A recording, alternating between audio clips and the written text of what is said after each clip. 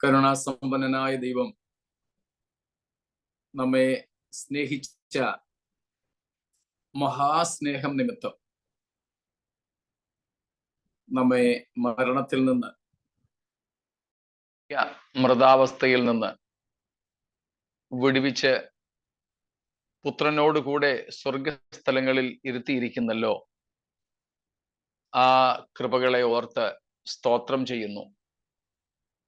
ആഗതരായിരിക്കുന്ന ദൈവദാസിദാസന്മാർക്ക്, ദൈവമക്കൾക്ക് യേശുവിന്റെ നാമത്തിലുള്ള വന്ദനങ്ങളെയും അറിയിക്കട്ടെ.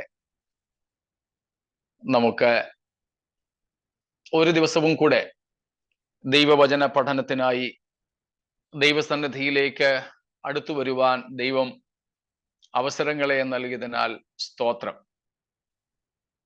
നമ്മുടെ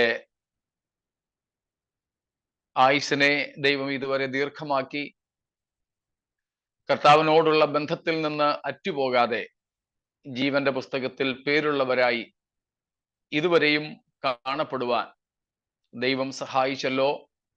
അതോർത്ത് ദൈവത്തെ വാഴ്ത്തുന്നു. മേലിലും നമ്മുടെ ആരുടെയും പേരുകൾ ജീവപുസ്തകത്തിൽ നിന്നും മായ്ക്കപ്പെടാതെയും നമ്മുടെ ആരുടെയും ഉടുപ്പുകൾ മലിനമാകാതെയും ദൈവസന്നിധിയിൽ നിൽപ്പാൻ, കുഞ്ഞാടിനോടുകൂടെ സിയോൻ മലയിൽ നടക്കുവാൻ, കുഞ്ഞാടിന്റെ പാട്ട് പാടുവാൻ ദൈവം നമുക്കെല്ലാവർക്കും ഭാഗ്യം നൽകട്ടെ എന്ന് ദൈവത്തോട് പ്രാർത്ഥിക്കുന്നു. സ്തോത്രം. നാം എല്ലാവരും യോഗ്യന്മാരായി വെള്ള ധരിച്ചും കൊണ്ട് കർത്താവിനോട് കൂടെ നടക്കുന്നവരാകുവാൻ ഭാഗ്യം ലഭിക്കട്ടെ എന്ന ആശംസയോടും പ്രാർത്ഥനയോടും കൂടെ നമ്മൾ സർദീസിലെ സഭയെക്കുറിച്ചുള്ള തുടർ പഠനത്തിനായിട്ട് ഒരുങ്ങുന്നു. നമ്മൾ കഴിഞ്ഞ രാത്രിയിലും കണ്ടത് സർദീസിലെ സഭയ്ക്ക് കർത്താവ് കൊടുക്കുന്ന മുന്നറിയിപ്പിനെ കുറിച്ചാണ്. അതായത് കൽപ്പനകൾ കൊടുത്ത, ഉപദേശങ്ങൾ നൽകിയ കർത്താവ് കൽപ്പനകൾ അനുസരിക്കാത്ത പക്ഷം അവർക്ക് എന്ത് സംഭവിക്കും എന്നുള്ളതാണ് അവരോട് മുന്നറിയിപ്പായി, താക്കീതായി, അല്ലെങ്കിൽ ഒരു ഭീഷണിയുടെ സ്വരത്തിൽ സംസാരിക്കുന്നത്. നമുക്ക് അതേക്കുറിച്ചുള്ള 2-3 കാര്യങ്ങളാണ് ഇന്നലെ രാത്രി കാണുവാൻ സാധിച്ചത്. ഏറ്റവും ഒന്നാമത്തെ മുന്നറിയിപ്പ്, കർത്താവിൻ്റെ വരവിൽ അവർ തള്ളപ്പെടും. യേശു കർത്താവിൻ്റെ വരവ് അവർ ഒരുങ്ങാത്ത പക്ഷം, ഉണരാത്ത പക്ഷം, മാനസാന്തരപ്പെടാത്ത പക്ഷം അവർക്ക് പെട്ടെന്ന് കെണിയായി വന്നു ഭവിക്കും എന്നുള്ളതായിരുന്നു. രണ്ടാമത്തെ ഭീഷണി അല്ലെങ്കിൽ മുന്നറിയിപ്പ്, അവരുടെ പേര് ജീവപുസ്തകത്തിൽ നിന്ന് മായ്ച്ചു കളയും എന്നുള്ളത്. മൂന്നാമത്, അടുത്തതിലേക്ക് നമുക്ക് പിന്നീട് വരാം. ഒന്നാമത്തെ കാര്യമാണ് നാം ഇന്നലെ പഠിച്ചത്. സ്തോത്രം. അനുസരിക്കുന്നില്ലെങ്കിൽ, മാനസാന്തരപ്പെടുന്നില്ലെങ്കിൽ യേശുവിൻ്റെ വരവ്, മേഘത്തിലെ പ്രത്യക്ഷത അവർക്ക് ഒരു ഭീഷണിയാണ്. For the unrepentant, for the backslidings, Christ coming in the mid-air, Christ coming in the mid-air will be a threat, not a promise, not something joyful, something boastful, but instead that would be a terrible danger. വളരെ ഭീകരമായ ഒരു അപകടനിലയാണ് അവർ മാനസാന്തരപ്പെട്ടില്ലാത്ത പക്ഷം യേശുവിൻ്റെ വരവ് എന്ന് നാം കണ്ടു. നമുക്കാർക്കും അങ്ങനെ ഭവിക്കാതെ ഇരിക്കട്ടെ എന്ന് നമുക്ക് ദൈവത്തോട് പ്രാർത്ഥിക്കാം. അത് യേശുവിൻ്റെ മേഘത്തിലെ വരവായാലും ഭൂമിയിലേക്കുള്ള വരവായാലും മാനസാന്തരപ്പെടാത്തവർക്ക്, ജീവന്റെ പുസ്തകത്തിൽ പേരില്ലാത്തവർക്ക് അത് വളരെ ഭീകരമായത് തന്നെയാണ്. സ്തോത്രം. കർത്താവ് ഭൂമിയിലേക്ക് വരുമ്പോൾ കർത്താവിന്റെ മുഖം കാണാതെ തങ്ങളെ മറയ്ക്കുക എന്ന് പറഞ്ഞുകൊണ്ട് ലോകത്തിലെ രാജാക്കന്മാരും മഹത്തുക്കളുമൊക്കെ ഭയന്നോടുന്നത് നമുക്ക് വെളിപ്പാട് 6-ാമത്തെ അധ്യായത്തിൽ കാണുവാൻ സാധിക്കും. മലകളോടും പാറകളോടുമൊക്കെ പറയുകയാണ്, ഞങ്ങളെ മറപ്പീൻ.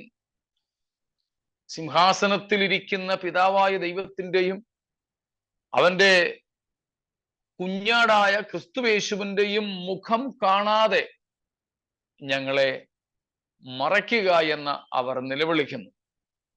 അതെ, ഇപ്പോൾ കരുണാമയനായ നമ്മുടെ കർത്താവ്, സ്നേഹനിധിയായ നമ്മുടെ ദൈവം, സ്തോത്രം, അന്ന് ഒരു കരുണയും നമ്മോട് കാണിക്കത്തില്ല, ഒരു ദയയും ഉണ്ടാവുകയില്ല. സ്തോത്രം. നമ്മൾ ധാരാളം കേട്ടിട്ടുണ്ടാകാം, today Christ is serving as the high priest, as an attorney, a wakil, an advocate. As far as a person is an advocate or an attorney, he is there for the criminal, the accused, and he tries his level best to rescue even the notorious criminal from maximum punishments. But there comes a day when he will be promoted to be the judge. As soon as he is enthroned as a judge, he will no more be trying to save a criminal, but to punish him righteously and justly. നമുക്കറിയാം, യേശു കർത്താവ് ഇന്ന് ഉയർത്തെഴുന്നേറ്റ് പിതാവിന്റെ വലഭാഗേ നമുക്ക് വേണ്ടി മഹാപുരോഹിതനാണ്. വേദപുസ്തക ഭാഷയിൽ യേശു മഹാപുരോഹിതൻ, ലോകത്തിന്റെ സാധാരണ ഭാഷയിൽ വക്കീൽ, കാര്യസ്ഥൻ, പാരാക്ലിറ്റോസ് യ പാരാക്ലിറ്റേ, വക്കീൽ. ഒരു വക്കീലിനെ സംബന്ധിച്ച് അയാളെ ആശ്രയിക്കുന്ന തൻ്റെ കക്ഷി, തൻ്റെ പാർട്ടി എത്ര ഭീകര കുറ്റവാളിയായാലും അവനെ വെറുതെ വിടാൻ, കുറ്റവിമുക്തനാക്കാൻ, ശിക്ഷ ഒന്നും ലഭിക്കാതിരിക്കാൻ അയാൾക്ക് വേണ്ടി വാദിക്കുന്നവനാണ്. അതേസമയം അയാൾ ഒരു ന്യായാധിപനായിട്ട് സ്ഥാനക്കയറ്റം ലഭിച്ചു കഴിഞ്ഞാലോ പിന്നെ എത്ര തന്നിൽ ആശ്രയിക്കുന്ന, എത്ര പണം കൊടുക്കുന്ന, എത്ര ഫീസും കൊടുക്കുന്ന ഒരു കുറ്റവാളിയെയും കുറ്റവിമുക്തനാക്കാൻ അയാൾ ആഗ്രഹിക്കില്ല. എത്രയും ചെറിയ കുറ്റത്തിനും ന്യായമായ ശിക്ഷ കൊടുക്കാനായിരിക്കും താൻ ശ്രമിക്കുക. യേശു ഇന്ന് സ്തോത്രം വക്കീലാണ്.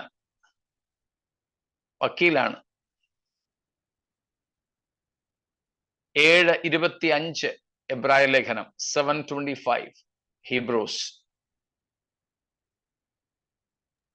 അതുകൊണ്ട് താൻ മുഖാന്തരമായി ദൈവത്തോട് അടുക്കുന്നവർക്ക് വേണ്ടി പക്ഷവാദം ചെയ്യുവാൻ സദാ ജീവിക്കുന്നവനാകിയാൽ അവരെ പൂർണ്ണമായി രക്ഷിപ്പാൻ അവൻ പ്രാപ്തനാകും. സ്തോത്രം.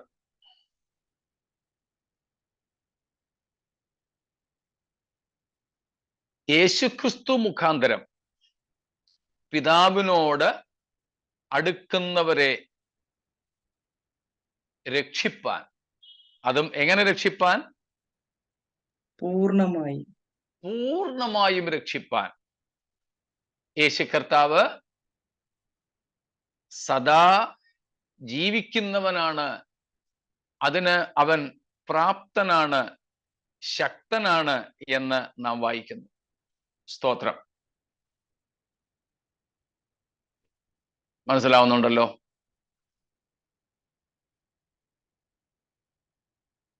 ക്രിസ്തു മുഖാന്തരം പിതാവിന്റെ അടുക്കലേക്ക് അടുത്തു വരുന്നവരെ രക്ഷിപ്പാൻ, അതും പൂർണ്ണമായും രക്ഷിപ്പാൻ യേശു ശക്തനാണ്. കാരണം അവൻ സദാ ജീവിക്കുന്നവനാണ്. സ്തോത്രം. എന്നാൽ എത്രയും പെട്ടെന്ന് ഈ വക്കീൽ ആരാകും? ന്യായാധിപനാകും. പിന്നെ സ്തോത്രം, അവൻ ആരെയും രക്ഷിക്കുന്നതിന് വേണ്ടിയല്ല, പകരം ന്യായം വിധിക്കുന്നതിന് വേണ്ടി സ്തോത്രം വെളിപ്പെടുന്നവനായിരിക്കും. എബ്രായ ലേഖനം തന്നെ 9-ാം അധ്യായത്തിന്റെ 27-ാമത്തെ വാക്യം, 27ഉം 28ഉം വാക്യങ്ങൾ വായിച്ചോളൂ.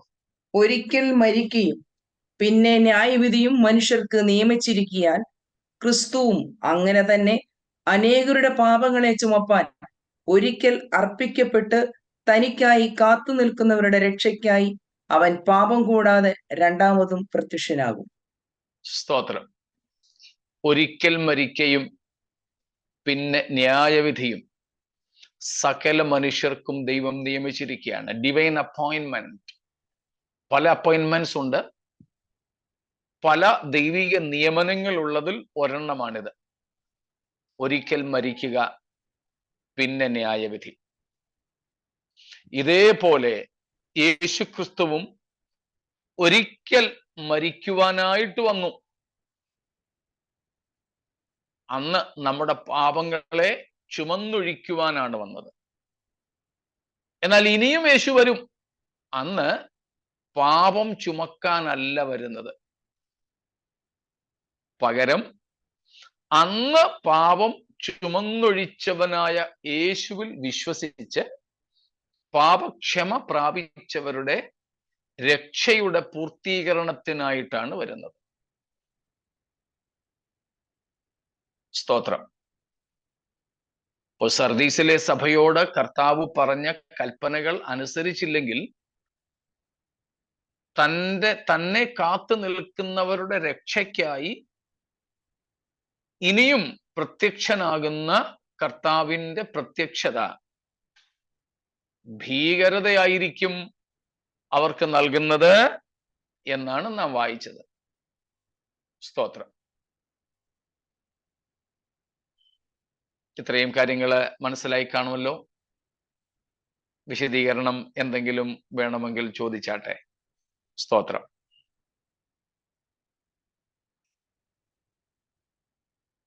Praise God.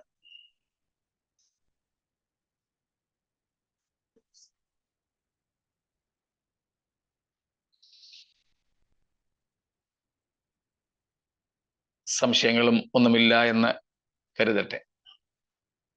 എങ്കിൽ രണ്ടാമത്തെ മുന്നറിയിപ്പിലേക്ക് പ്രവേശിക്കാം.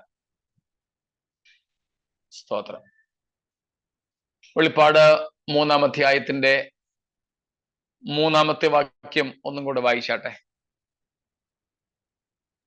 ആകയാൽ നീ പ്രാപിക്കുകയും കേൾക്കുകയും ചെയ്തത് എങ്ങനെയെന്ന് ഓർത്ത് അത് കാത്തുകൊള്ളുകയും മാനസാന്തരപ്പെടുകയും ചെയ്യുക. നീ ഉണരാതിരുന്നാൽ ഞാൻ കള്ളനെ പോലെ വരും, ഏത് നാഴികയ്ക്ക് നിന്റെ മേൽ വരും എന്ന് നീ അറിയുകയുമില്ല.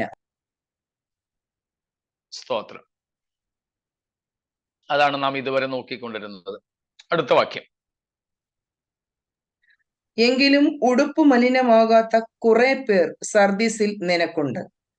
അവർ യോഗ്യന്മാരാകയാൽ വെള്ള ധരിച്ചും കൊണ്ട് എന്നോട് കൂടെ നടക്കും. ജയിക്കുന്നവൻ വെള്ളയുടുപ്പ് ധരിക്കും. അവന്റെ പേർ ഞാൻ ജീവപുസ്തകത്തിൽ നിന്നും മായ്ച്ചു കളയാതെ എന്റെ പിതാവിന്റെ സന്നിധിയിലും അവന്റെ ദൂതന്മാരുടെ മുമ്പിലും അവന്റെ പേർ ഏറ്റുപറയും. സ്തോത്രം. രണ്ടാമതായി നാം കണ്ട മുന്നറിയിപ്പാണ് മാനസാന്തരപ്പെടാത്തവന്റെ, ഉണരാത്തവന്റെ, ദൈവത്തിങ്കിലേക്ക് മടങ്ങി വരാത്തവന്റെ പേർ ജീവപുസ്തകത്തിൽ നിന്ന് മായ്ച്ചു കളയും.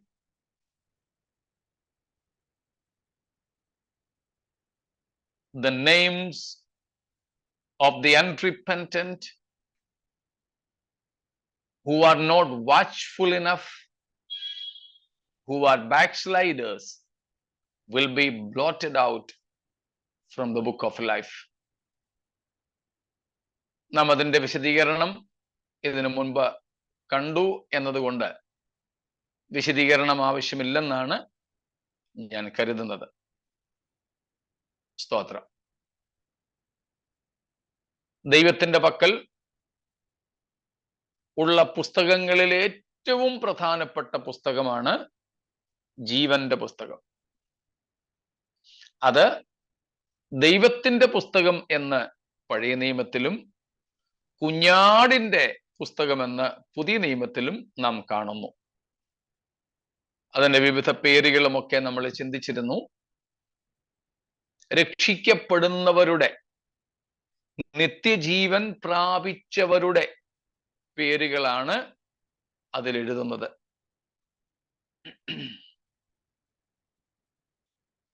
ദൈവമാണ് ആ പേര് എഴുതുന്നത്,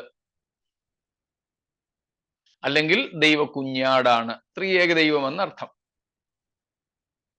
അത് ദൈവത്തിന്റെ പക്കലുള്ള പുസ്തകമാണ്, ഒരു മനുഷ്യന്റെയും കസ്റ്റഡിയിലല്ല.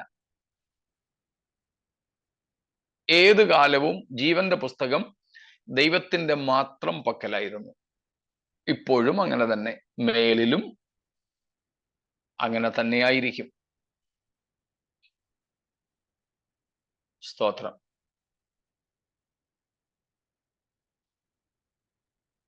ജീവന്റെ പുസ്തകത്തിൽ പേരെഴുതുന്നത് ആരുടേത് എന്ന് നമുക്ക് വളരെ സരളമായി മനസ്സിലാക്കുവാൻ കഴിയും. നമ്മുടെ ലോകത്തിലുമുണ്ടല്ലോ ജനന മരണ രജിസ്റ്റർ. നമ്മുടെ പഞ്ചായത്തുകളിലുണ്ട്, വില്ലേജ് ഓഫീസുകളിലുണ്ട്, മുനിസിപ്പാലിറ്റി കാര്യാലയങ്ങളിൽ ഉണ്ട്.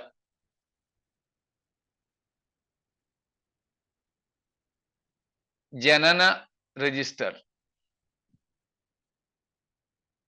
അതിൽ ആരുടെ പേരായി എഴുതുന്നത് നമുക്കറിയാം. വീട്ടിൽ ജനിച്ചാലും, ആശുപത്രിയിൽ ജനിച്ചാലും, ഫ്ലൈറ്റിൽ ജനിച്ചാലും, ട്രെയിനിൽ ജനിച്ചാലും ജനിക്കുന്നവരുടെ പേരുകൾ എവിടെയാണോ ജനിക്കുന്നത് അവിടെയുള്ള രജിസ്റ്ററിൽ ചേർക്കപ്പെടണം. Citizenship, where they are born, their name should be registered, entered into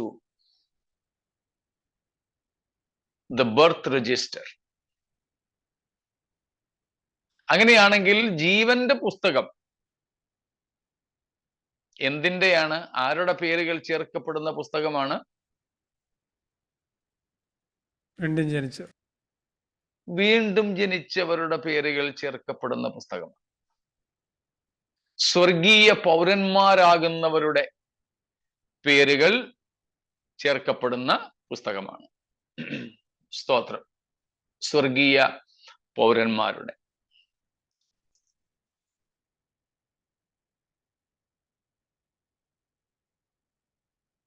മാനസാന്തരപ്പെട്ട് പാപങ്ങളെ ഉപേക്ഷിച്ച് യേശുവിൽ വിശ്വസിച്ച് യേശുവിന്റെ കർത്തൃത്വത്തിന് വിധേയപ്പെട്ട് വിശ്വാസ സ്നാനം സ്വീകരിക്കുന്നതോടുകൂടെ ഒരുവന്റെ വിശ്വാസം പൂർണ്ണമായി അവൻ ദൈവപൈതലായിത്തീരുന്നു. അങ്ങനെ വീണ്ടും ജനിക്കുന്നവരുടെ പേരുകൾ, വീണ്ടും ജനനം പ്രാപിച്ച് ആത്മീയ ജീവൻ ലഭിക്കുന്നവരുടെ പേരുകൾ ചേർക്കപ്പെടുന്ന പുസ്തകമാണ്, എഴുതുന്ന പുസ്തകമാണ്, എഴുതപ്പെടുന്ന പുസ്തകമാണ് ജീവന്റെ പുസ്തകം. സ്തോത്രം. നാം കണ്ടു, ഒരിക്കൽ പേരെഴുതി എന്ന് വിചാരിച്ച് എങ്ങനെയൊക്കെ ജീവിച്ചാലും ആ പേരവിടെ കാണും എന്ന് ആരും കരുതരുത്. എഴുതപ്പെട്ട പേര് മെയിൻറ്റെയിൻ ചെയ്യണം, നിലനിർത്തണം. നിലനിർത്തുന്നില്ലെങ്കിൽ പേര് മായ്ച്ചു കളയും എന്നാണ് കർത്താവ് പറഞ്ഞത്. അതിന്റെ വിശദീകരണമൊക്കെ നമ്മൾ കഴിഞ്ഞ ദിവസം പഠിച്ചതുകൊണ്ട് ഞാൻ ആവർത്തിക്കുന്നില്ല. ഇപ്പൊ രണ്ടാമത്തെ ഭീഷണി, മാനസാന്തരപ്പെടാത്ത പക്ഷം, കർത്താവിന്റെ കൽപ്പനകൾ അനുസരിക്കാത്ത പക്ഷം, ഉണരാത്ത പക്ഷം ജീവപുസ്തകത്തിൽ നിന്ന് എഴുതപ്പെട്ട പേര് മായിക്കപ്പെടാം. അത് വലിയ ഭീകരമായ ഒരവസ്ഥയാണ്. സ്തോത്രം. നമ്മൾ നേരത്തെ പഠിച്ചതുകൊണ്ടാണ്, കഴിഞ്ഞ ആഴ്ച പഠിച്ചതുകൊണ്ടാണ് ഞാൻ ഇന്ന് ആവർത്തിക്കാത്തത്. എങ്കിലും ഏതെങ്കിലും ഈ വിഷയത്തിൽ വിശദീകരണം വീണ്ടും ആവർത്തിക്കേണ്ടതുണ്ടെങ്കിൽ ചോദിക്കാം. ഇല്ലെങ്കിൽ നമ്മൾ ഇത്രയും പറഞ്ഞെങ്കിൽ വിട്ടാൽ മതിയെന്ന് ഞാൻ കരുതുന്നു, ആവർത്തനം ഒഴിവാക്കാൻ വേണ്ടിയിട്ട്. എങ്കിലും ആർക്കെങ്കിലും വേണമെങ്കിൽ ചോദിച്ചാട്ടെ, ഇല്ലെങ്കിൽ നമ്മൾ അത്രയും പറഞ്ഞങ്ങ് വിടുക.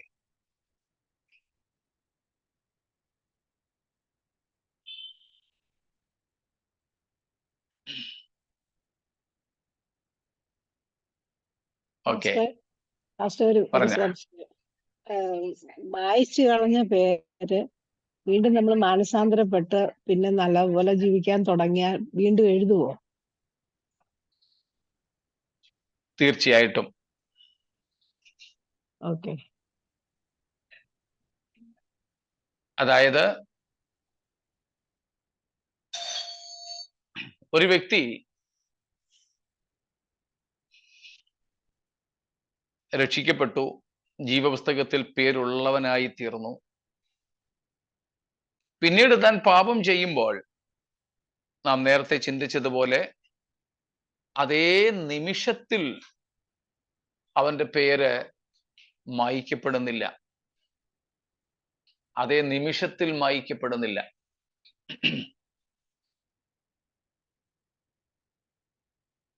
ദൈവം അവന് മാനസാന്തരപ്പെട്ടു വരുവാൻ ഒരു സമയം നൽകും. നമ്മൾ നേരത്തെ പഠിച്ചിട്ടുള്ളതുപോലെ അത് എത്ര സമയമാണെന്ന് നമുക്കറിയില്ല. എനിക്ക് ലഭിക്കുന്ന സമയം നമ്മുടെ വർക്കിച്ചാന് ലഭിക്കണമെന്നില്ല. അദ്ദേഹത്തിന് ലഭിക്കുന്ന സമയം ശിഷ്യ സുജയ്ക്ക് ലഭിക്കണമെന്നില്ല. അനുജത്തി ആയതുകൊണ്ട് സുജയ്ക്ക് ലഭിച്ച സമയം ജ്യേഷ്ഠത്തി സാലിസിന് ലഭിക്കണമെന്നില്ല. വ്യത്യസ്തമാകാം. അതുകൊണ്ട് പിന്മാറിയ ഉടൻ തന്നെ ഒരുവന്റെ പേര് മായ്ച്ചു കളയുന്നു എന്നില്ല. അവന് മാനസാന്തരപ്പെടാൻ സമയം ദൈവം അനുവദിക്കുകയാണ്.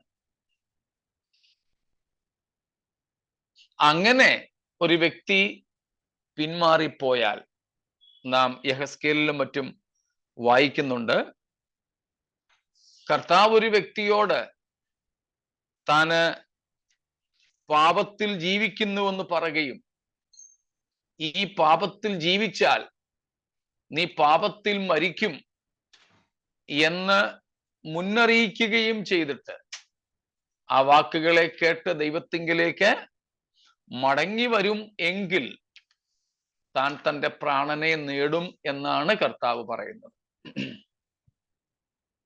സ്തോത്രം. അങ്ങനെയാകുമ്പോൾ അങ്ങനെയുള്ള ഒരാൾക്ക്, പിന്മാറിപ്പോയ ഒരാൾക്ക് തിരികെ വരാം, മടങ്ങി വരാം. എങ്കിൽ അവന്റെ പേര് ജീവപുസ്തകത്തിൽ നിന്ന് മായ്ക്കപ്പെടാതെ സൂക്ഷിക്കപ്പെടുകയും ചെയ്യാം എന്ന് നാം കാണുന്നു. അതിൻ്റെ ഇത്ര സമയത്തിനകം, ഇത്ര മാസത്തിനകം എന്ന കണക്കൊന്നും വെച്ച് നമുക്ക് ആ കാര്യം തിട്ടപ്പെടുത്താൻ പറ്റില്ല. അതെല്ലാം പൂർണ്ണമായും ദൈവത്തിന്റെ അധികാര പരിധിയിലുള്ളതാണ്. ആവർത്തന പുസ്തകം 29 അവസാന വാക്യത്തിൽ നാം കാണുന്നത് പോലെ, Deuteronomy 29 ലാസ്റ്റ് വേഴ്സ്, മറഞ്ഞിരിക്കുന്ന കാര്യങ്ങൾ നമ്മുടെ ദൈവമായ യഹോവയ്ക്കുള്ളവ തന്നെ. ഈ വിധ കാര്യങ്ങളൊന്നും നമ്മോട് കർത്താവ് വെളിപ്പെടുത്തിയിട്ടില്ല. അതെല്ലാം നമ്മുടെ ദൈവത്തിന്റെ പക്കൽ ദൈവത്തിന്റെ വകയായി വെച്ചിട്ടുള്ളതാണ്. അതിലേക്ക് കൈകടത്തേണ്ടത് നമ്മുടെ കടമയല്ല. പക്ഷേ ഇപ്രകാരമാണ്, രക്ഷിക്കപ്പെട്ട ഒരു വ്യക്തി പിന്മാറിപ്പോകാം. പിന്മാറിപ്പോയാൽ അവന്റെ പേര് ജീവപുസ്തകത്തിൽ കാണുകയില്ല, മായ്ച്ചു കളയും. ഒരു പിന്മാറ്റക്കാരൻ ദൈവത്തിങ്കിലേക്ക് മടങ്ങി വരാം. മടങ്ങി വരുന്നെങ്കിൽ അവന്റെ കർത്താവിനോടൊപ്പമുള്ള നിത്യത നഷ്ടപ്പെടുന്നില്ല. ഇത്രയും ബൈബിളിൽ നിന്നും നമുക്ക് ഉറപ്പായിട്ട് മനസ്സിലാക്കാം. ഇതുകൊണ്ടാണോ രക്ഷ നഷ്ടപ്പെടുന്നില്ലെന്ന് പഠിപ്പിക്കുന്നവർ? രക്ഷ നഷ്ടപ്പെടുന്നില്ല എന്ന് പഠിപ്പിക്കുന്നത് ഇതുകൊണ്ടല്ല. അവർ ഉപദേശിക്കുന്നത് രക്ഷ നിത്യമാണ്, നിത്യരക്ഷയാണ്, എന്നേക്കുമുള്ള വീണ്ടെടുപ്പ് സാധിപ്പിച്ചു എന്നാണ് നാം കഴിഞ്ഞ ദിവസങ്ങളിൽ എബ്രായ ലേഖനത്തിലൊക്കെ വായിച്ചത്. അതുകൊണ്ട് ഇത് എന്നേക്കുമുള്ളതും നിത്യരക്ഷയ്ക്ക് കാരണം നിത്യരക്ഷയുമായതുകൊണ്ട് ഒരുവന്റെ പേര് ജീവപുസ്തകത്തിൽ എഴുതിയാൽ പിന്നെ മായ്ച്ചു കളയുന്നതേ ഇല്ല. അവൻ എങ്ങനെ ജീവിച്ചാലും കുഴപ്പമില്ല, അവൻ രക്ഷിക്കപ്പെട്ടയാളാണ്, അവൻ നശിക്കുകയേ ഇല്ല എന്നുള്ള പഠിപ്പില്ല. അത് ഇതുമായിട്ട് ബന്ധപ്പെട്ടതല്ല. ഇവിടെ ഒരു ക്ലോസ് ഉണ്ട്, if he doesn't repent he will be lost. അവര് പഠിപ്പിക്കുന്നത് ഈഫ് എന്നൊരു സംഗതിയേ ഇല്ല, അവൻ നശിക്കുകയേ ഇല്ല എന്ന പഠിപ്പില്ല. ആ വ്യത്യാസമാണ് അവിടെ കാതലായിട്ടുള്ളത്.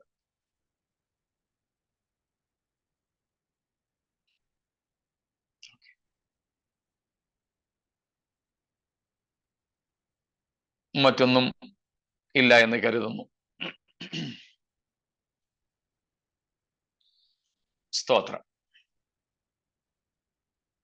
എങ്കിൽ നമുക്ക് മൂന്നാമത്തെ അപകട നിലയെക്കുറിച്ച് നോക്കാം. മൂന്നാമത്തെ കാര്യം, 4-ാം വാക്യം ഒന്നും കൂടെ വായിക്കുമോ? Revelation 3 verse 4 once again. എങ്കിലും ഉടുപ്പ് മലിനമാകാത്ത കുറെ പേർ സർദീസിൽ നിനക്കുണ്ട്.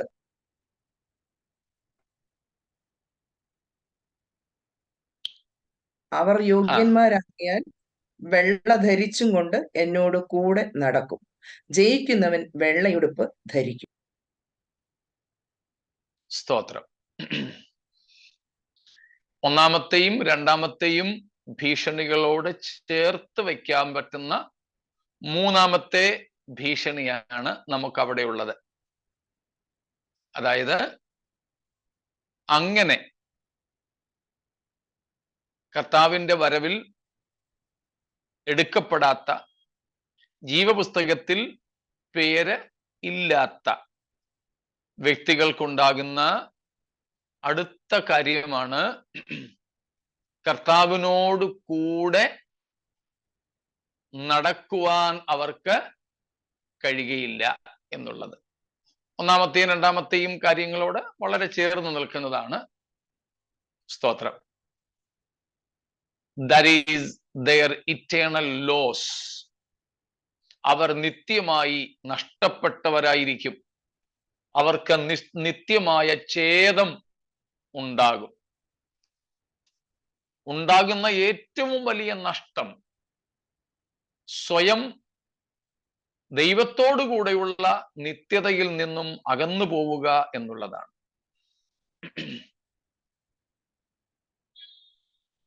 അപ്പോൾ മാനസാന്തരപ്പെടുന്നില്ലെങ്കിൽ, ഉണരുന്നില്ലെങ്കിൽ, മടങ്ങി വരുന്നില്ലെങ്കിൽ എന്താ സംഭവിക്കാൻ പോകുന്നത്? കർത്താവിനോട് കൂടെ ഉള്ള വാസം, കർത്താവിനോട് കൂടെയുള്ള നിത്യത നഷ്ടപ്പെടും. സ്തോത്രം. The third warning is this: if unrepentant, unwatchful, such people will be deprived from the eternal fellowship of God. They will be deprived of the eternal fellowship with God. That separation from eternal fellowship of God is known as eternal death. അപ്പോൾ മൂന്നാമത്തെ ഭീഷണിയാണിത്. മൂന്നാമത്തെ ഭീകരമായ അപകടം എന്താണ്? ഉണരാത്തവർക്ക്, മാനസാന്തരപ്പെടാത്തവർക്ക് ക്രിസ്തുവിനോട് കൂടെയുള്ള, കർത്താവിനോട് കൂടെയുള്ള നിത്യമായ കൂട്ടായ്മ, നിത്യമായ വാസം നഷ്ടപ്പെടും.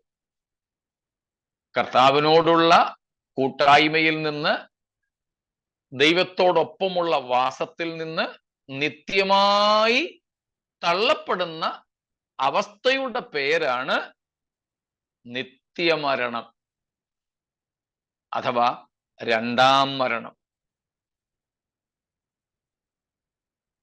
ഒന്നാമത്തേതും രണ്ടാമത്തേതും ഭീഷണികൾ ഇതിനോട് ചേർന്ന് നിൽക്കുന്നതാണ്.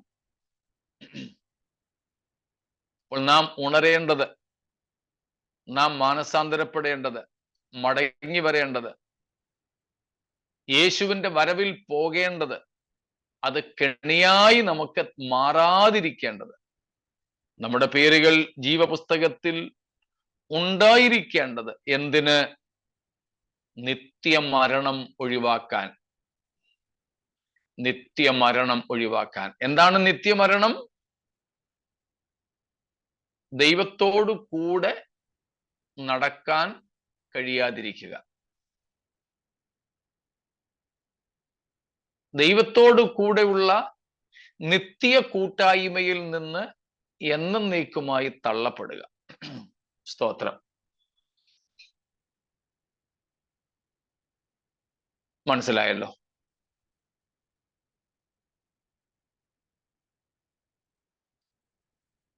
ഇതാണ് മൂന്നാമത്തെ ഭീഷണി.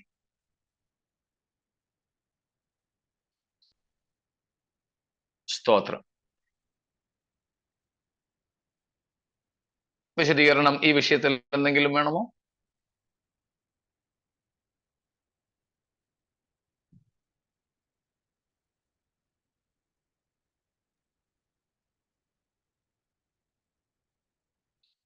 നമ്മൾ പല ആവർത്തി വായിച്ചിട്ടുള്ള ഒരു വാക്യം ഈ സന്ദർഭത്തിലും കൂടെ വായിക്കുന്നത് ഉചിതമായിരിക്കും.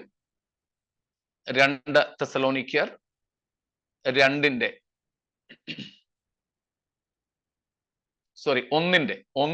9-10. 2 Thessalonians chapter 1 verses 9 and 10.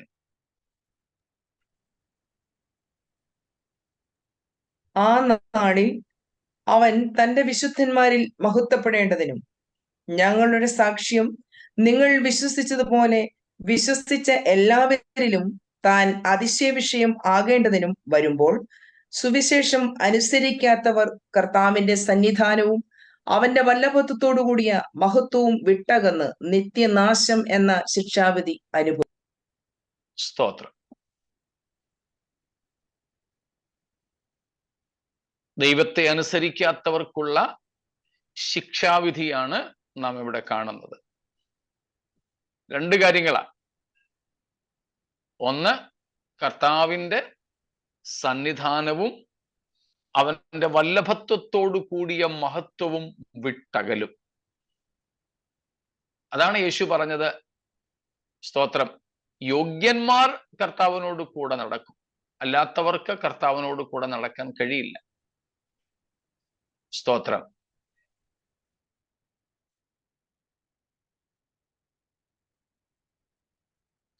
അപ്പോൾ കർത്താവിന്റെ സന്നിധാനം എന്ന് പറഞ്ഞ സാന്നിധ്യം, വല്ലഭത്വത്തോടു കൂടിയ മഹത്വം, കർത്താവിന്റെ മഹത്വപൂർണമായ സാന്നിധ്യം, അത്രയുമൊക്കെ പറയാൻ നമുക്ക് പറ്റും. വാക്കുകൾ കൊണ്ട് അത് വിശദമാക്കാൻ സാധിക്കുന്നില്ല. മിക്കപ്പോഴും ഞാൻ പറയുന്നത് പോലെ വാക്കുകൾ പരിമിതമാണ്. അതുകൊണ്ട് ഒരു സഫോക്കേഷൻ, ഒരു ശ്വാസമുട്ടൽ അനുഭവിക്കാറുണ്ട്. അകത്തുള്ളത് മുഴുവനും അങ്ങോട്ട് പറഞ്ഞ് മനസ്സിലാക്കാൻ പിടിപ്പിക്കാൻ സാധിക്കുന്നില്ല എന്നുള്ളത്. സ്തോത്രം.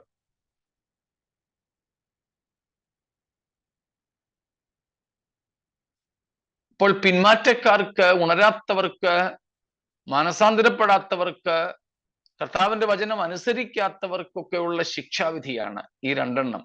ഒന്ന്, ദൈവത്തിന്റെ തേജോമയമായ സാന്നിധ്യം നഷ്ടപ്പെടും. ആ സന്നിധിയിൽ നിന്ന് എന്നേക്കുമായി അവർ തള്ളപ്പെടും. മറ്റൊന്ന്, നിത്യ നാശം അവർ അനുഭവിക്കും. നിത്യനാശം എന്ന ശിക്ഷാവിധി. സ്തോത്രം. അതാണ് കർത്താവ് ഭീഷണിയായിട്ട് മനസാന്തരപ്പെട്ടില്ലെങ്കിൽ സർദീസ് സഭയ്ക്ക് ഉണ്ടാകുന്ന മുന്നറിയിപ്പായിട്ട് ഇവിടെ നൽകുന്നത്. സ്തോത്രം. നമുക്കാർക്കും കർത്താവിൽ നിന്ന് അകന്ന് കർത്താവിനോട് സ്തോത്രം അടുക്കാൻ കഴിയാത്ത അവസ്ഥ ഉണ്ടാകാതിരിക്കുവാൻ നമ്മേറെ ശ്രദ്ധിക്കണം. സ്തോത്രം. അതുകൊണ്ടാണ് 73-ാം സങ്കീർത്തനം 25-ാം വാക്യം നമ്മൾ ഒത്തിരി പ്രാവശ്യം വായിച്ചിട്ടുള്ളത്. സ്വർഗത്തിൽ എനിക്ക് ആരുള്ളൂ, ഭൂമിയിലും നിന്നെ അല്ലാതെ ആഗ്രഹിക്കുന്നില്ല. സ്തോത്രം. അപ്പൊ സ്വർഗത്തിൽ നമുക്ക് ലഭിക്കാൻ പോകുന്ന ഏറ്റവും വലിയ ഭാഗ്യം എന്ന് പറയുന്നത് കർത്താവിനോട് കൂടെയുള്ള വാസമാണ്. സ്തോത്രം. അതിലേക്ക് വേണം നമ്മുടെ ദൃഷ്ടികൾ പതിയുവാൻ. കർത്താവിൽ നിന്നും അകന്നുള്ള ഒരവസ്ഥ നമുക്കുണ്ടാകരുത്. ഏറെ ഭീഷണിയായി ഇവിടെ പറയുന്നു. സ്തോത്രം. ഇതിൽ കൂടുതൽ വിശദീകരണങ്ങൾ ആവശ്യമില്ല എന്ന് നിങ്ങളുടെ മൗനത്തിൽ നിന്ന് മനസ്സിലാക്കട്ടെ. ഉണ്ടെങ്കിൽ ചോദിച്ചാട്ടെ, ഇല്ലെങ്കിൽ 4-ാമത്തേതിലേക്ക് നമുക്ക് പോകാം.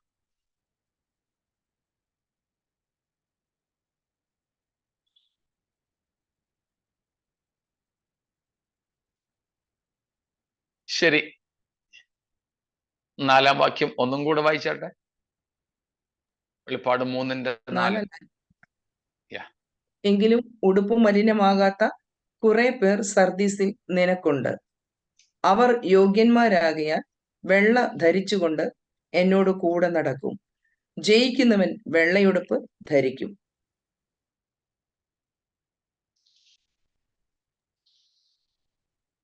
വെള്ളയുടുപ്പ്,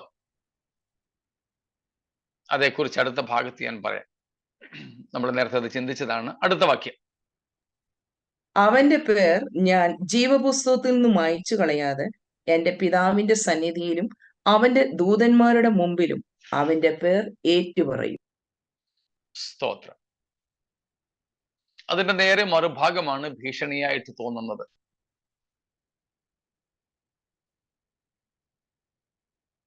കർത്താവ് അങ്ങനെയുള്ളവരെ തള്ളിപ്പറയും. സ്തോത്രം. ഉണരാത്ത, ഉടുപ്പ് മലിനമാക്കിയ, മാനസാന്തരപ്പെടാത്ത, യോഗ്യന്മാരല്ലാത്ത അവരെ യേശു ക്രിസ്തു പിതാവിന്റെ സന്നിധിയിലും ദൂതന്മാരുടെ മുമ്പിലും തള്ളിപ്പറയും, ഏറ്റുപറയുകയില്ല. സ്തോത്രം. ഏറ്റുപറയുകയില്ല.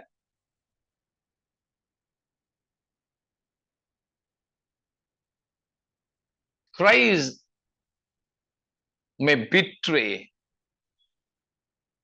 these unrepentant, unwatchful people before the angels and in the presence of the Father.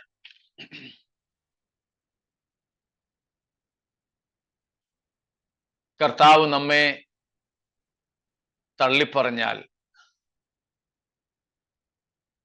സ്തോത്രം, അവിടെ വേറെ യാതൊരു ശുപാർശയ്ക്കും വകയില്ല.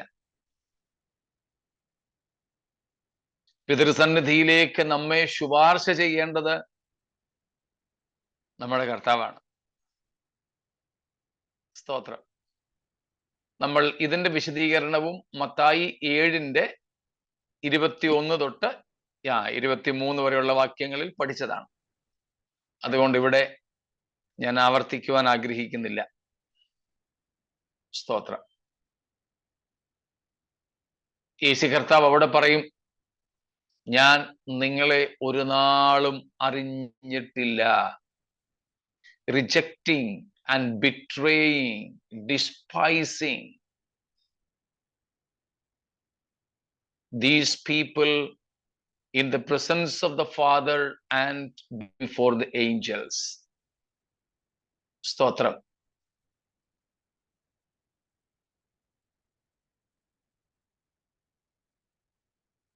What a terrible thing. Not confessing, not approving them as his own. Yes, it is denouncing. തള്ളിപ്പറയുക.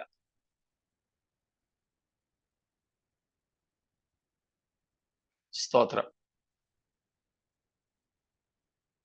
ഈ ഭൂമിയിൽ നാം ജീവിച്ചിരിക്കുമ്പോഴും മരണശേഷവും കർത്താവ് നമ്മെ ഏറ്റുപറയുന്ന, അംഗീകരിക്കുന്ന, കൺഫസ് ചെയ്യുന്ന, അപ്രൂവ് ചെയ്യുന്ന, അറ്റസ്റ്റ് ചെയ്യുന്ന ആ ഒരു ഭാഗ്യം എത്ര ശ്രേഷ്ഠമാണ്.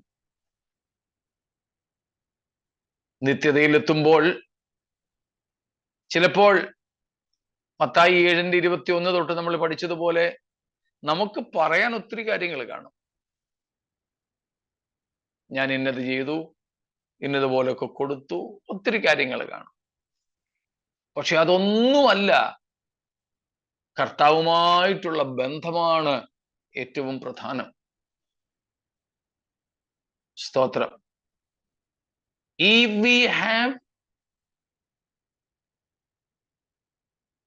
or if we do not have a consistent, a continual, intimate relationship, personal intimacy with our God, he will denounce us. He will not confess us as his own. കർത്താവ് തനിക്കുള്ളവരെയാണ് അറിയുന്നത്. നാം ഭൂമിയിൽ ജീവിക്കുമ്പോൾ കർത്താവിനുള്ളവരായി ജീവിപ്പാൻ കഴിയുന്നില്ലെങ്കിൽ ന്യായവിധിയുടെ ദിവസം കർത്താവ് നമ്മളെ തള്ളിപ്പറയും. അത് സംഭവിക്കരുത്. സ്തോത്രം. വേറെ ആരും നമ്മളെ അറിഞ്ഞില്ലെങ്കിലും സാരമില്ല, അംഗീകരിച്ചില്ലെങ്കിലും സാരമില്ല. പക്ഷെ കർത്താവ് നമ്മളെ തള്ളിപ്പറയരുത്. സ്തോത്രം.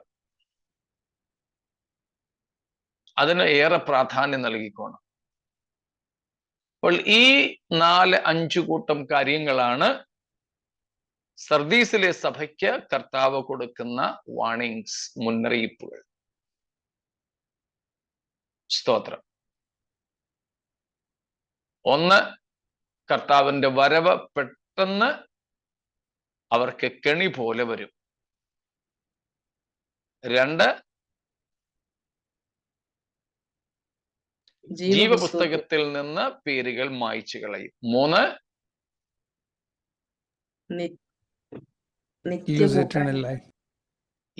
നിത്യ കൂട്ടായ്മയിൽ നിന്ന്, ദൈവത്തോടൊപ്പമുള്ള കൂട്ടായ്മയിൽ നിന്ന് തള്ളപ്പെടും. അതായത് നിത്യ മരണത്തിന് ഇരകളാകും. നാലാമത്, Jesus Christ will disown or സ്തോത്രം, ഡിസോണസ്, കർത്താവ് നമ്മെ തള്ളിപ്പറയും. ഈ 4 ഭീഷണികൾ വളരെ ഭീകരമായി, ഗൗരവമായി നമുക്ക് കാണാം. സർദീസിലെ സഭയോടാണ് പറഞ്ഞതെങ്കിലും നമുക്കും അത് സ്വീകാര്യമാണ്. നമ്മുടെ ജീവിതത്തിലും അതങ്ങനെ തന്നെ സംഭവിക്കാം. അങ്ങനെ ഈ 4 ഭീഷണികളിൽ നിന്നും നാം ഒഴിയണമെങ്കിൽ നാം ഉണർന്നിരിക്കണം. ചാവാറായ ശേഷിപ്പുകളെ ശക്തീകരിക്കണം. പിന്നെ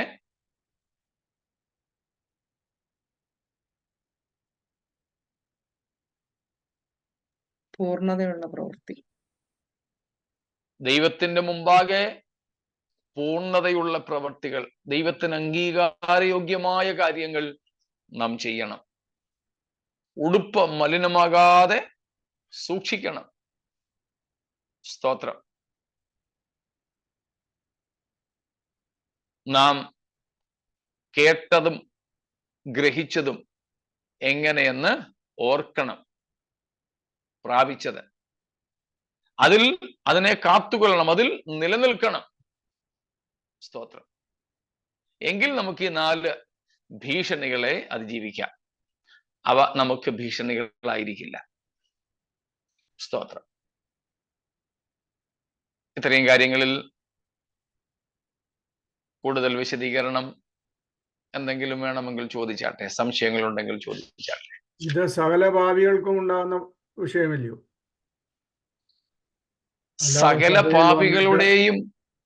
സകല പാപികളുടെയും അവസ്ഥയാണിത്. പക്ഷെ ഇവിടെ കർത്താവ് പാപികൾക്ക് സഭയ്ക്ക് പുറത്തുള്ള പാപികൾക്ക് കൊടുക്കുന്ന മുന്നറിയിപ്പല്ല, ആത്മീയമായി മരിച്ച് സഭയ്ക്കകത്തുള്ളവർക്ക് കൊടുക്കുന്ന മുന്നറിയിപ്പുകളാണ്. പുറത്തുള്ളവരുടെ സ്ഥിതി ഇത് തന്നെയാണ്. അവർ മരിച്ചവരാ. അവരുടെ പേരൊരിക്കലും ജീവപുസ്തകത്തിൽ എഴുതിയിട്ടില്ല. എന്നാൽ ഇത് പേരെഴുതിയ ശേഷം, കർത്താവിന്റെ സന്നിധിയിലേക്ക് വന്നതിന് ശേഷം, ദൈവപുത്രനെ വീണ്ടും തനിക്ക് വേണ്ടി ക്രൂശിക്കുന്നവരോടുള്ള ബന്ധത്തിലാണ് പറഞ്ഞിരിക്കുന്നത്, പിന്മാറ്റക്കാർക്ക്. അതുകൊണ്ടാണ് എബ്രായർ 10-ാം അധ്യായത്തിന്റെ അവസാന വാക്യങ്ങളിൽ പറയുന്നത്, നാം നാശത്തിലേക്ക് പിന്മാറുന്നവരുടെ കൂട്ടത്തിലല്ല. അപ്പോൾ പിന്മാറ്റക്കാർക്ക് എന്താണ്? നാശമാണ്. ആ നാശത്തിന്റെ 4 പ്രത്യേക അവസ്ഥകളാണ് നാം ഇപ്പോൾ ചിന്തിച്ചത്.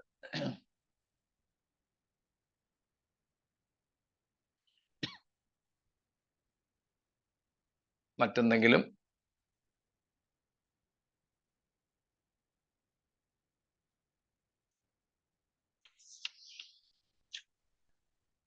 സ്തോത്രം. എങ്കിൽ നമുക്ക് അടുത്ത വിഷയം നോക്കാം. The promises.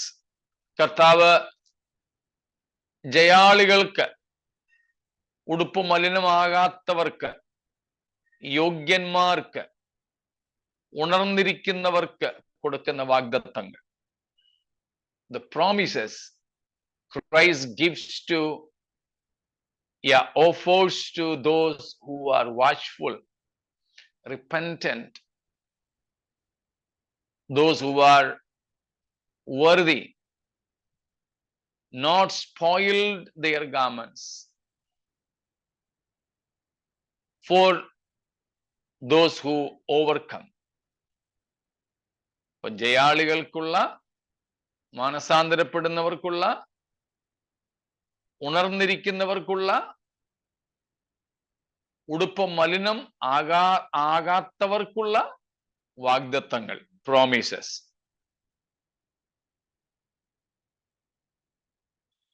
സ്തോത്രം. 4-ാമത്തെ വാക്യം ഒന്നും കൂടെ വായിച്ചാട്ടെ. Verse number 4. എങ്കിലും ഉടുപ്പ് മലിനമാകാത്ത കുറെ പേർ സർദീസിൽ നിനക്കുണ്ട്. അവർ യോഗ്യന്മാരാകയാൽ വെള്ള ധരിച്ചും കൊണ്ട് എന്നോട് കൂടെ നടക്കും. ജയിക്കുന്നവൻ വെള്ളയുടുപ്പ് ധരിക്കും. അവന്റെ പേർ Praise ഞാൻ God. അതിന്റെ ആദ്യ ഭാഗം കണ്ടോ? രണ്ടാമത്തെ ഭാഗം കണ്ടോ? അവർ യോഗ്യന്മാർ ആകയാൽ. Here we have an attestation by Christ, the judge, or the first promise here is an approval from Christ. യേശു ക്രിസ്തുവിങ്കൽ നിന്നുള്ള ഈ ശ്ലാഘ്യത, കർത്താവിന്റെ ഈ അഭിനന്ദനം എന്താണ്? നിങ്ങൾ യോഗ്യന്മാർ എന്ന ഒരു അഭിനന്ദനമാണ് ഇവിടെ ഉള്ളത്. സ്തോത്രം. A certification, an approval, an attestation of our worthiness. He will declare you are worthy. യോഗ്യന്മാർ എന്നുള്ള ഒരു അംഗീകാര വചനം, ഒരു പ്രഖ്യാപനം. സ്തോത്രം.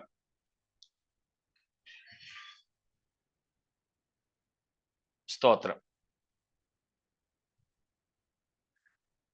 അതായത്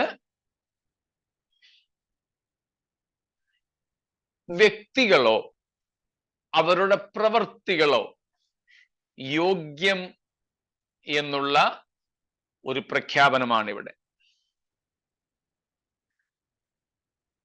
This is said of a person or of their deeds. സ്തോത്രം. നന്നായിരിക്കുന്നു. നമ്മൾ മിക്കപ്പോഴും പ്രാർത്ഥിക്കുമ്പോഴൊക്കെ പറയുന്നതാണല്ലോ നന്ന്. ചില ദാസന്മാരോട് യജമാനൻ പറയുന്ന കാര്യമാണല്ലോ നന്ന്, വെൽ ഡൺ, കൊള്ളാം, നന്നായിരിക്കുന്നു കേട്ടോ.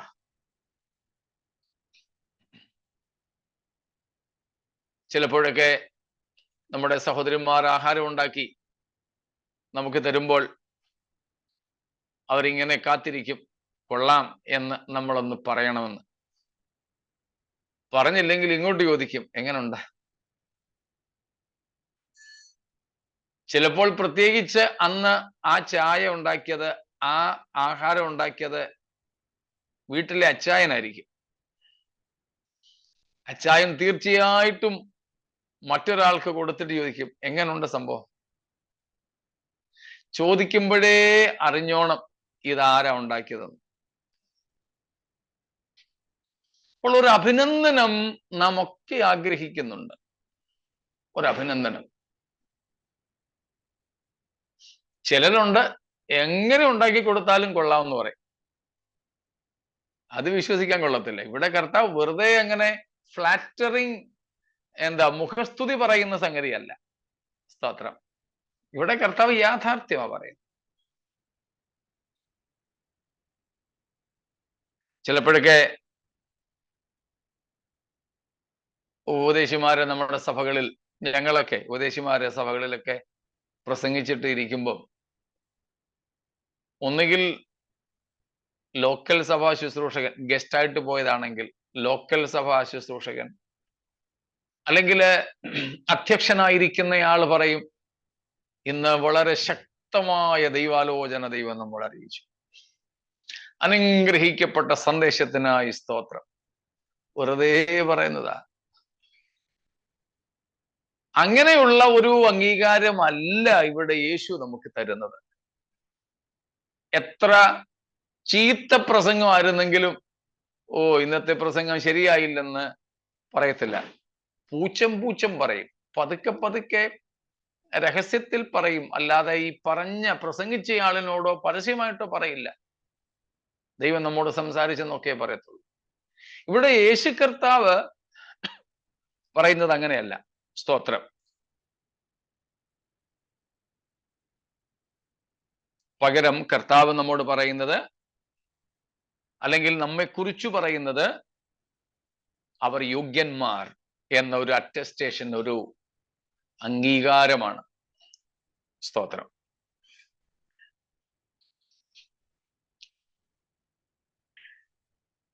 മൂന്ന് നാല് കാര്യങ്ങൾ എടുത്ത ആ കാര്യത്തിൽ, ആ വിഷയത്തിൽ നമുക്ക് ചിന്തിക്കാനായിട്ടുണ്ട്. വിശദീകരിക്കുന്നില്ല. 4 കാര്യങ്ങൾ. സ്തോത്രം.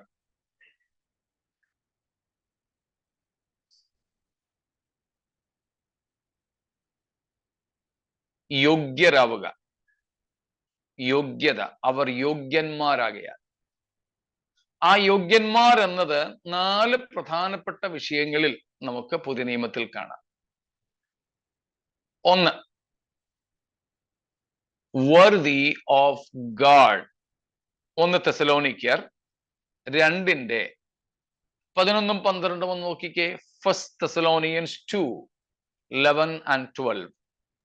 തന്റെ രാജ്യത്തിനും മഹത്വത്തിനും നിങ്ങളെ വിളിച്ചിരിക്കുന്ന ദൈവത്തിന് യോഗ്യമായി നടപ്പാൻ തക്കവണ്ണം ഞങ്ങൾ നിങ്ങളിൽ ഓരോരുത്തനെ അപ്പൻ മക്കളെ എന്ന പോലെ പ്രബോധിപ്പിച്ചും ഉത്സാഹിപ്പിച്ചും സാക്ഷ്യം പറഞ്ഞും പോന്നു എന്ന് നിങ്ങൾ അറിയുന്നു. പൗലോസ് പറയുന്നു തെസ്സലോനിക്ക സഭയോട്, നിങ്ങൾ യോഗ്യരാകണം. ആർക്ക്? ദൈവത്തിന്. worthy of God. നമ്മൾ ദൈവത്തിന് യോഗ്യരാകണം. അതിന്റെ വിശദീകരണത്തിലേക്ക് പോകുന്നില്ല, സമയം നമുക്ക് ഒത്തിരി പോകുമല്ലോ. സ്തോത്രം. ദൈവത്തിന് നാം യോഗ്യന്മാരാവുക. സ്തോത്രം. Praise God.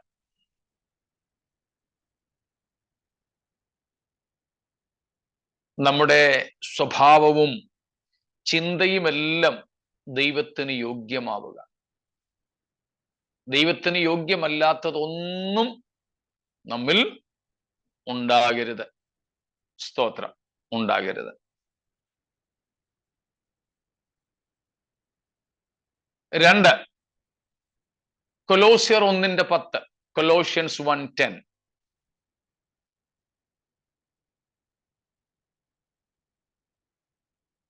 നിങ്ങൾ പൂർണ്ണ പ്രസാദത്തിനായി കർത്താവിന് യോഗ്യമാവണ്ണം നടന്ന്. കർത്താവിന് യോഗ്യമാവണ്ണം നടക്കുക. നടപ്പ് എന്ന് പറഞ്ഞാൽ ജീവിതം. കർത്താവിന് യോഗ്യമാവണ്ണം നാം ജീവിക്കണം. നമ്മുടെ ജീവിതം, അതായത് നമ്മുടെ ആകമാനമായ വ്യക്തിത്വം ദൈവത്തിന് യോഗ്യമായിരിക്കണം. കർത്താവിന് യോഗ്യമായിരിക്കണം. ഇവിടെ കർത്താവ് എന്ന് പറയുന്നത് യേശു ക്രിസ്തു. 1 തെസ്സലോനിക്കരിൽ നമ്മൾ വായിച്ചത് പിതാവായ ദൈവം. ഇവിടെ കൊലോസ്യർ 1:10 നമ്മൾ വായിച്ച ലോർഡ് യേശു ക്രിസ്തുവിന്. സ്തോത്രം. ക്രിസ്തുവിന് യോഗ്യമാവുക എന്ന് പറഞ്ഞാൽ കർത്താവ് നമ്മെ തള്ളി പറയാത്ത, കർത്താവിന് സ്വീകാര്യമായ നിലയിൽ നാം ജീവിക്കുക. കർത്താവിനോട് താദാത്മ്യപ്പെട്ട് ജീവിക്കുക. സ്തോത്രം. A life that is conformed into that of Christ. സ്തോത്രം. അടുത്തത് എഫേസ്യർ 4:1. Ephesians 4:1. കർത്തൃസേവ നിമിത്തം ബദ്ധനായിരിക്കുന്ന ഞാൻ പ്രബോധിപ്പിക്കുന്നത്, നിങ്ങളെ വിളിച്ചിരിക്കുന്ന വിളിക്ക് യോഗ്യമാവണ്ണം പൂർണ്ണ വിനയത്തോടും സൗമ്യതയോടും കൂടെ നടക്കുക. വിളിക്ക് യോഗ്യമാവണ്ണം നടക്കുക. നമ്മളെ കർത്താവ് വിളിച്ചു. We should walk worthy according to our calling. നമ്മെ വിളിച്ചത് ആരാണ്? എന്തിനാണ്?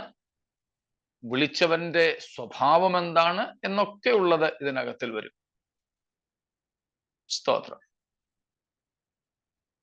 വിളിച്ച വിളിക്ക് യോഗ്യമാവണ്ണം നടക്കുക. ഇതിന്റെയൊക്കെ ആശയങ്ങൾ നിങ്ങൾ വിപുലീകരിക്കണം കേട്ടോ. സ്തോത്രം. ഈ വിഷയത്തെക്കുറിച്ചുള്ള പ്രസംഗം അല്ലാത്തത് കൊണ്ട് ഞാൻ അതിന്റെ വിശദാംശങ്ങളിലേക്ക് പോകുന്നില്ല. അടുത്തതാണ് ഫിലിപ്പിയർ 1:27. ഫിലിപ്പീൻസ് 1:27. ഞാൻ നിങ്ങളെ വന്ന്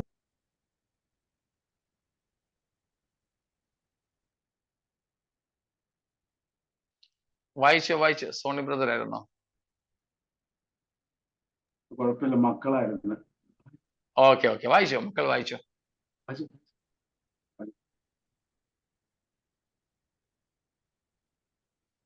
Philippians 1:27. Only let your conduct be worthy of the gospel of Christ, so that whether I come and see you or am absent, I may hear of your affairs, that you may stand fast in one spirit, with one mind, striving together for the faith of the gospel. Amen. Here we see worthy of the gospel, a life, a character, a behavior, a conduct worthy of the gospel. നാം വിളിക്കപ്പെട്ട, നാം കേട്ട സുവിശേഷത്തിന് യോഗ്യമാവണ്ണം നടക്കുക. സ്തോത്രം. സുവിശേഷം കൊണ്ട് നമ്മെ വിളിച്ചപ്പോൾ സുവിശേഷം നമ്മിൽ നിന്ന് ആഹ്വാനം ചെയ്യുന്ന ഒരു ലൈഫ്, ഒരു സ്റ്റാൻഡേർഡ് ഉണ്ട്. When we heard the gospel, it has a demand of a standard of living, a moral standard the gospel demands. So worthy of the gospel, we are saved with. നാം രക്ഷിക്കപ്പെടുവാൻ കാരണമായ സുവിശേഷത്തിന് യോഗ്യമായ ഒരു നടപ്പ്. സ്തോത്രം.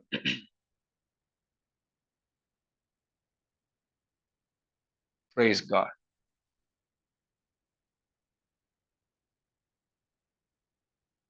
ഒരെണ്ണം കൂടെ, ഓൾറെഡി 4 അല്ലേ? ഒന്നും കൂടെ. സ്തോത്രം. Romans 16:2. റോമർ 16:2. നിങ്ങൾ വിശുദ്ധന്മാർക്ക് യോഗ്യമാവണ്ണം കർത്താവിന്റെ നാമത്തിൽ കൈക്കൊണ്ട് വിശുദ്ധന്മാർക്ക് യോഗ്യമാവണ്ണം.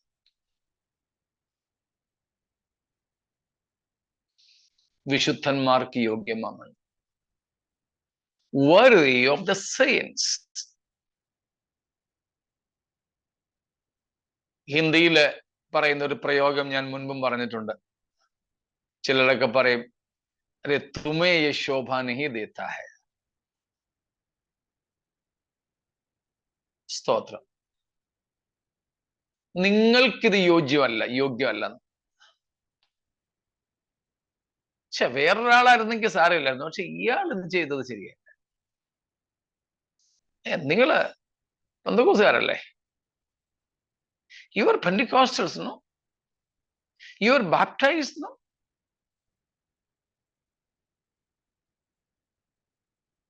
You are so-called saints, no? So it was not worthy of you. It doesn't make sense for you people.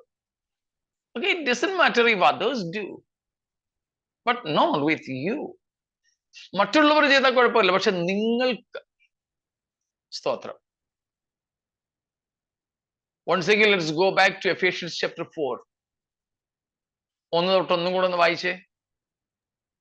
എഫേസ്യർ 4:1 തൊട്ട് ഒന്നും കൂടെ വായിച്ചേ. കർത്തൃസേവ നിമിത്തം ബദ്ധനായിരിക്കുന്ന ഞാൻ പ്രബോധിപ്പിക്കുന്നത്, നിങ്ങളെ വിളിച്ചിരിക്കുന്ന വിളിക്ക് യോഗ്യമാവണ്ണം പൂർണ്ണ വിനയത്തോടും സൗമ്യതയോടും ദീർഘക്ഷമയോടും കൂടെ നടക്കുകയും സ്നേഹത്തിൽ അന്യോന്യം പൊറുക്കുകയും ആത്മാവിന്റെ ഐക്യത സമാധാന ബന്ധത്തിൽ കാപ്പാൻ ശ്രമിക്കുകയും ചെയ്യുകയും.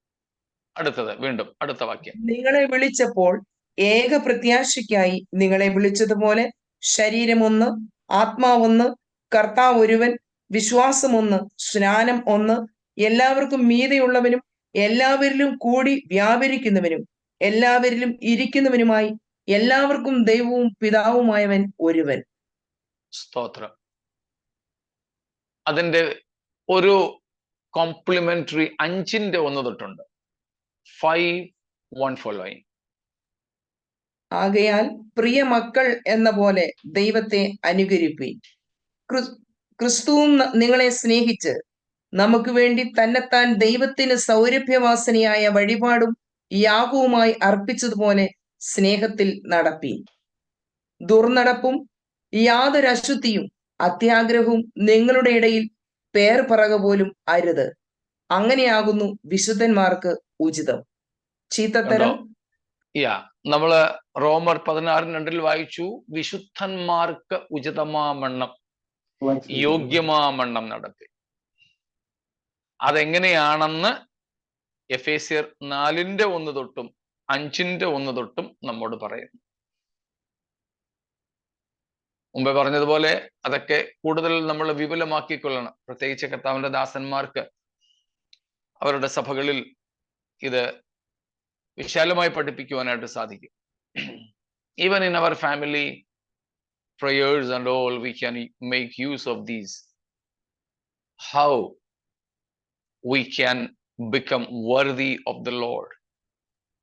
How can we be declared worthy by the Lord? എങ്ങനെയാണ് കർത്താവ് നമ്മെ യോഗ്യന്മാരെന്ന് പറയുന്നത്? അതിന്റെ വിവിധ വശങ്ങളാണ്. വിശുദ്ധന്മാർക്ക് യോഗ്യം എന്താണെന്ന് നാം എഫേസ്യർ 4:5 1 മുതൽക്കുള്ള വാക്യങ്ങളിൽ നിന്നും കണ്ടു. അതിൽ അരുതാത്ത ചിലതുണ്ട്, ആകേണ്ട ചിലതുണ്ട്. There are a few things we have to abstain from. Some we should possess. നാം ഈ നിലകളിൽ ജീവിക്കുന്നെങ്കിൽ കർത്താവ് നമുക്ക് തരുന്ന വാഗ്ദത്തമാണ്, ഉറപ്പാണ്. കർത്താവ് നമ്മെ യോഗ്യന്മാർ എന്ന് എണ്ണും. സ്തോത്രം. യോഗ്യന്മാർ എന്ന് കർത്താവ് നമ്മളെ പ്രഖ്യാപിക്കും. ആ ഒരു പ്രഖ്യാപനമാണ് നമുക്ക് വേണ്ടത്. മനുഷ്യർ ആര് നമ്മെക്കുറിച്ച് എന്തു പറഞ്ഞാലും അതിന് വലിയ വില കൽപ്പിക്കണ്ട. The opinion of man we need not to consider seriously, but we have to consider God's opinion about us very seriously. വളരെ ഗൗരവത്തോടെ ദൈവത്തിന് നമ്മെക്കുറിച്ചുള്ള അഭിപ്രായം എന്തെന്ന് നാം ശ്രദ്ധിക്കണം. സ്തോത്രം. ദൈവത്തിന് നമ്മെക്കുറിച്ചുള്ള അഭിപ്രായത്തിന് നാം വളരെ പ്രാധാന്യം നൽകണം. സ്തോത്രം. വളരെ പ്രാധാന്യം നൽകണം. പ്രിയരെ, വാഗ്ദത്തങ്ങൾ ഇനിയും നമുക്കുണ്ട്. അവിടേക്ക് കർത്താവിന്റെ വരവിന് താമസമായാൽ നാളെ നമുക്ക് പ്രവേശിക്കാം. സ്തോത്രം. ഈ കേൾക്കപ്പെട്ട വചനങ്ങൾ നമ്മുടെ ജീവിതത്തിന്റെ രൂപാന്തരത്തിന് കാരണമാകട്ടെ. സ്തോത്രം. നാം കർത്തൃസന്നിധിയിൽ ദൈവത്തിന് യോഗ്യരായി തീരേണ്ടതിന്, കർത്താവിന് യോഗ്യരായി തീരേണ്ടതിന്, വിളിച്ച വിളിക്ക് യോഗ്യരായി തീരേണ്ടതിന്, വിശുദ്ധന്മാർക്ക് നാം യോഗ്യരാകേണ്ടതിന്, സുവിശേഷത്തിന് യോഗ്യരാകേണ്ടതിന് നമ്മെ നമുക്ക് സമർപ്പിക്കാം. അതിനുവേണ്ടിയാണല്ലോ ക്രിസ്തു സഭയെ സ്നേഹിച്ച് തന്നെത്താൻ അവൾക്ക് വേണ്ടി ക്രൂശിൽ ഏൽപ്പിച്ചു കൊടുത്തത്, രക്തം ചീന്തിയത്. ആ ക്രൂശിലെ രക്തത്താൽ നാം ശുദ്ധീകരണം പ്രാപിച്ചവരായി കർത്താവിന്റെ വരവനായിട്ട് ഒരുങ്ങുവാൻ ഈ വചനങ്ങൾ നമുക്ക് മുഖാന്തരങ്ങളായി തീരട്ടെ. നമുക്ക് ദൈവത്തോട് പ്രാർത്ഥിക്കാം.